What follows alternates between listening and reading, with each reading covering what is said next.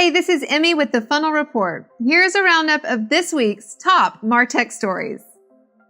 The independent advertising technology provider OpenX announced the launch of its new video header bidding solution for Probe technology.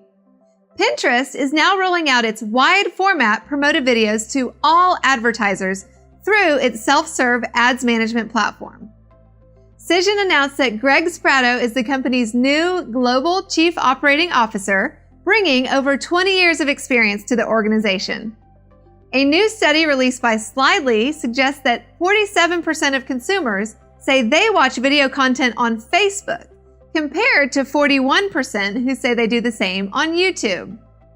AIVON is developing a non-profit community of people who validate artificial intelligence-focused metadata for video. The company is calling it the first ever decentralized video search engine. AR and computer vision company Blippar has released an outdoor version of its indoor visual positioning system. Performance video advertising and analytics platform Sightly has appointed Nicola Karp as the company's new Chief Product Officer. The 2018 data culture study, published by customer data platform Lexer, suggests that over 75% of high-performing brands have in-house analytics and insights. OnlineWhitePapers.com, a massive library of B2B technology-focused white papers, will introduce its new submission plans at Content Marketing World in Cleveland, Ohio from September 4th through 7th. Google marketing platform partner AdSwerve announced it has acquired Analytics Pro, one of the top partners and resellers of Google Analytics 360 and Google Cloud.